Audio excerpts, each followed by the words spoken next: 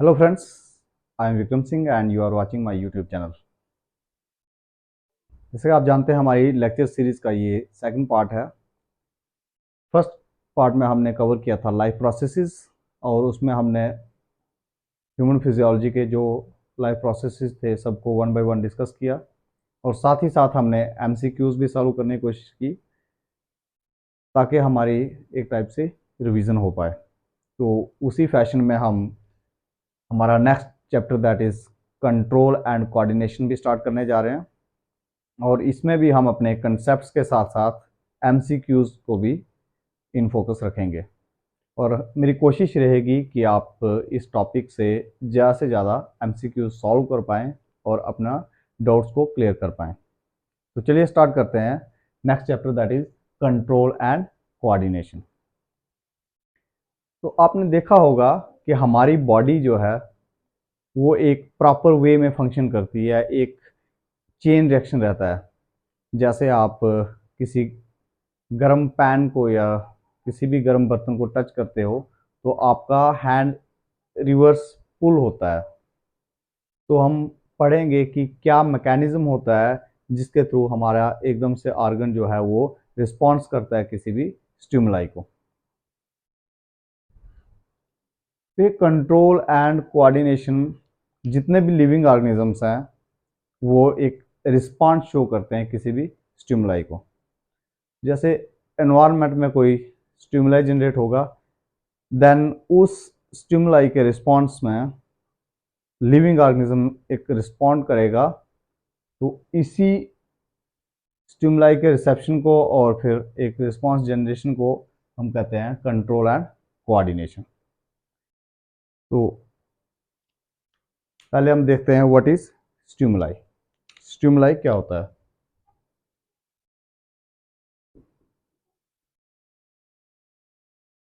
Stimuli any change in the environment which is feel by five senses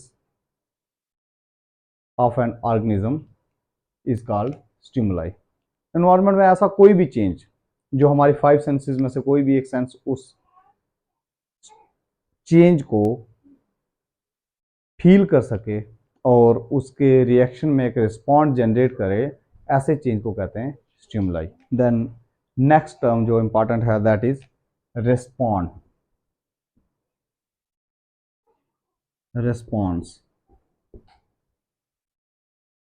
जब भी कोई living organism कोई stimuli receive करेगा then वो उसके रिस्पॉन्स में एक रिएक्शन करेगा, उस रिएक्शन को हम कहते हैं response of the living organism.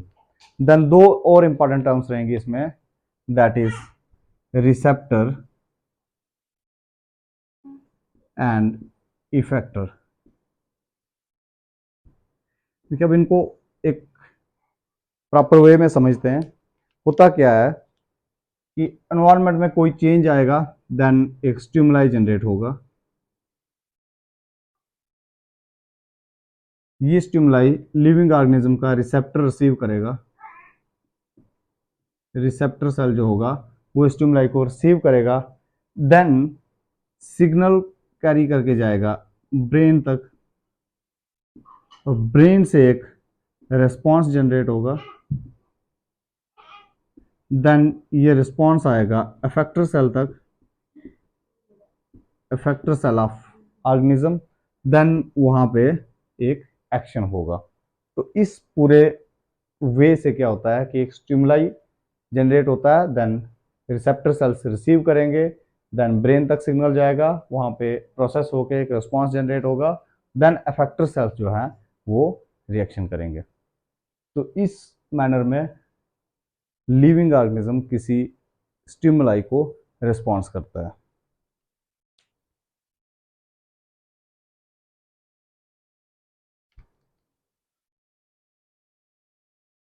आपने देखा होगा बोथ प्लांट्स एंड एनिमल्स दोनों ही स्टिमुलाई को रिस्पॉन्स करते हैं, बट प्लांट्स और एनिमल्स के केस में दोनों में ही रिस्पॉन्स करने का तरीका डिफरेंट है।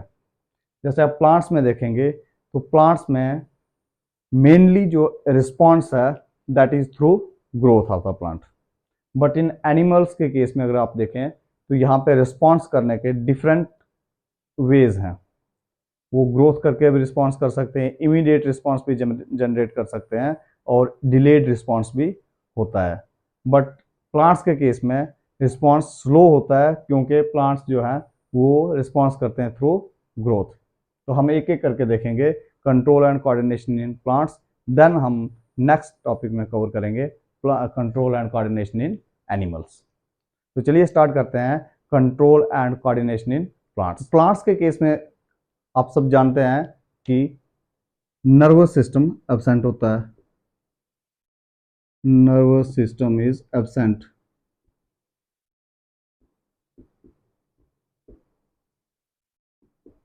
देन क्वेश्चन अराइज होता है कि प्लांट्स जो हैं वो स्टिमुलाई को कैसे रिसीव करेंगे। प्लांट्स का जो स्टिमुलाई होता है वो होता है मेनली लाइट, ग्रेविटी, वाटर, इस टाइप के स्टिमुलाई को प्लांट्स रिस्पॉन्ड करते हैं। और प्लांट्स में मेनली रिस्पॉन्स होता है that is through growth. Plants जब भी किसी स्टिमुलाई को रिस्पॉन्स करेंगे तो थ्रू ग्रोथ करेंगे, except touch me not plant.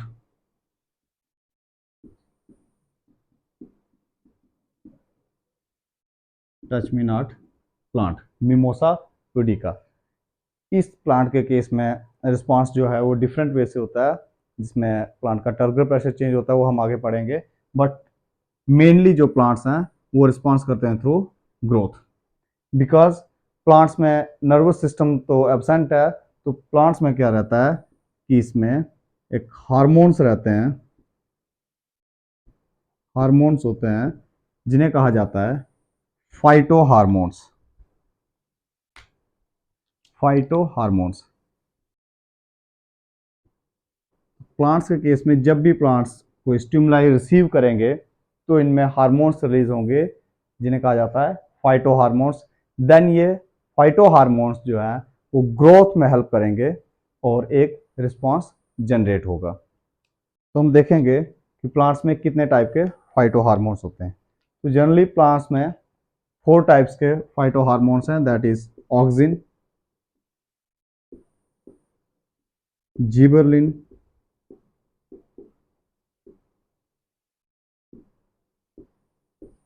Cytokinin and abscisic acid.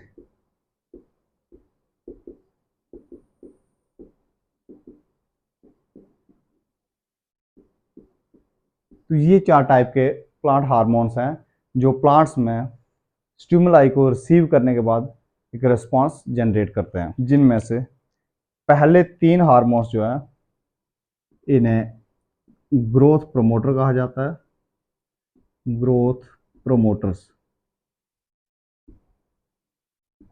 और एब्सिसिक एसिड जो है ये ग्रोथ इनहिबिटर हार्मोन है।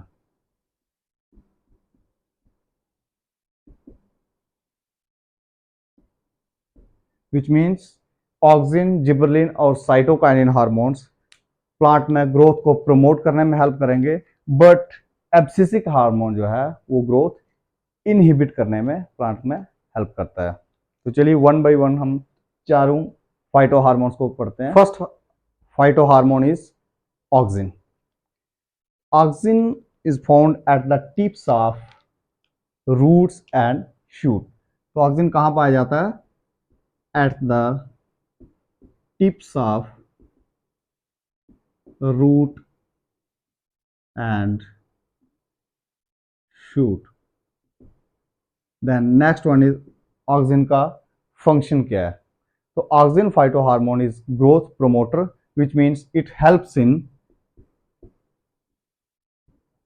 in cell growth and cell division. Auxin phyto hormone जो है वो सेल की ग्रोथ में भी हेल्प करता है और सेल की डिवीजन में भी हेल्प करता है. Then further it helps in growth of the plant, sorry, fruit. Auxin phyto hormone जो है वो फ्रूट की ग्रोथ में भी हेल्प करता है. देन इसका थर्ड फंक्शन है, it helps in phototropism, phototropism and geotropism. हम इसी चैप्टर में आगे पढ़ेंगे what is phototropism and geotropism. तो अभी के लिए आप याद रखिए कि phototropism means when plants growth in response of light, and geotropism is when plant shows response in reaction of gravity. जब ग्रेविटी के रिस्पॉन्स में प्लांट कोई ग्रोथ शो कर रहा है दैट इज जियोट्रोपिज्म, और जब लाइट के रिस्पॉन्स में ग्रोथ शो कर रहा है दैट इज फोटोट्रोपिज्म. देन हम पढ़ेंगे positive geotropism, negative geotropism. But अभी के लिए आप याद रखो कि फोटोट्रोपिज्म जब कोई प्लांट लाइट की साइड ग्रो कर रहा होता है तो उसके बिहाइंड जो फाइटो हार्मोन है दैट इज ऑक्सिन. एक्चुअली होता क्या है,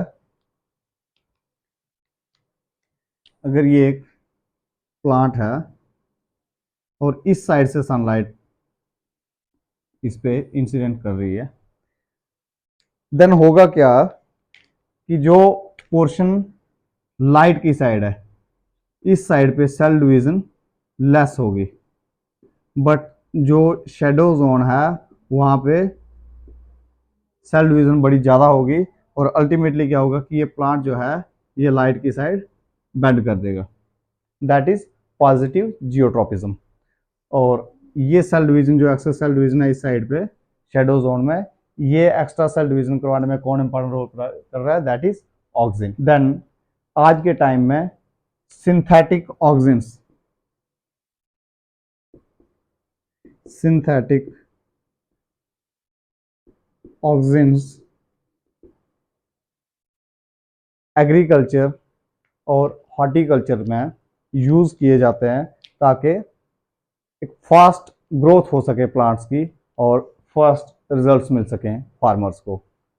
तो अगर पूछा जाए कि प्लांट्स की या फ्रूट्स की फास्ट ग्रोथ कराने में कौन सा फाइटो हार्मोन यूज होता है, then answer is synthetic auxins. Then next phyto hormone is gibberellins. Gibberellins का क्या फंक्शन रहता है, जिबरलिन जैसे हमने देखा था कि पहले तीनों फाइटो हार्मोन्स क्या है, ग्रोथ प्रोमोटर्स हैं. तो ऑब्वियस है जिबरलिन भी क्या करता है, promotes cell growth and cell division. ये तो अंडरस्टूड है, पहले तीनों फाइटो हार्मोन जो है वो सेल ग्रोथ में भी हेल्प करेंगे और सेल डिफरेंशिएशन में भी हेल्प करेंगे. बट इसका इंपॉर्टेंट फंक्शन है, it helps in breaking seed dormancy. ये पॉइंट याद रखना है कि सीड डोरमेंसी को ब्रेक करने में कौन सा phyto hormone important role play कर रहा है, that is our gibberellin. Then इसका थर्ड फंक्शन है फ्रूट्स की ग्रोथ. तो ये हो गए हमारे दो phyto hormones. Then third phyto hormone, third one is cytokinins. Cytokinins, तो साइटोकाइनिन के फंक्शन क्या है, ये भी हेल्प करता है, helps in cell growth and cell division, cell growth and cell division. Then it helps in breaking seed dormancy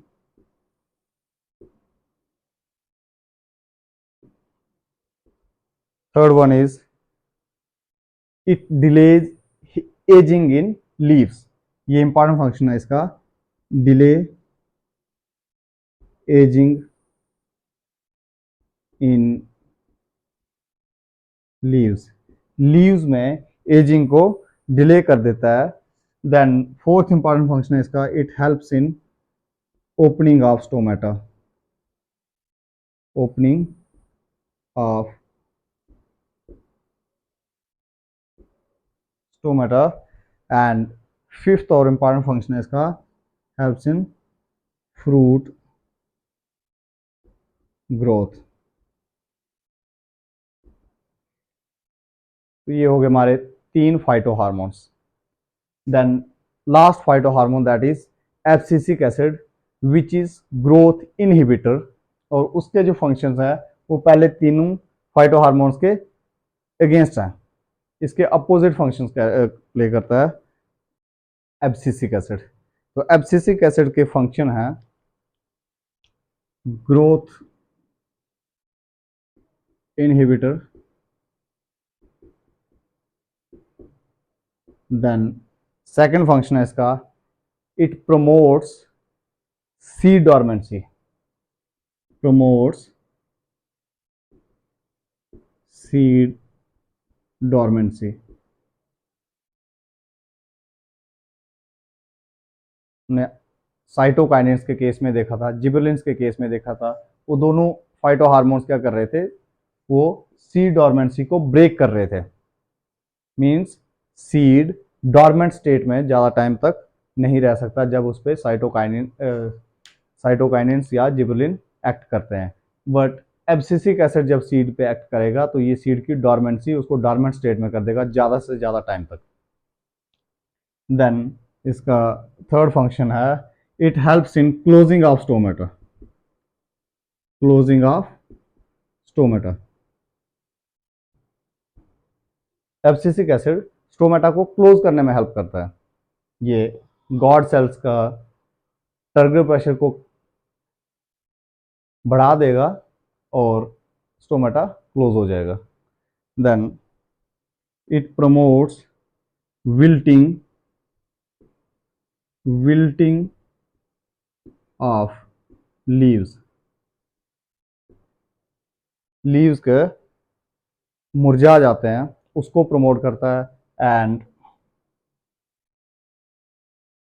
falling of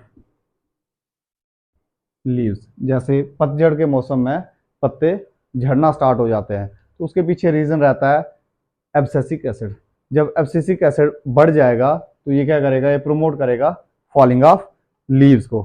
then detachment of fruits, of fruits, आपने देखा होगा जब फ्रूट्स राइपन हो जाते हैं देन वो गिरना स्टार्ट हो जाते हैं, तो वो डिटैचमेंट ऑफ फ्रूट्स है, इसके पीछे भी कौन सा फाइटो हार्मोन है, दैट इज एब्सिसिक एसिड। तो ये हमने कवर कर दिए फाइटो हार्मोन्स।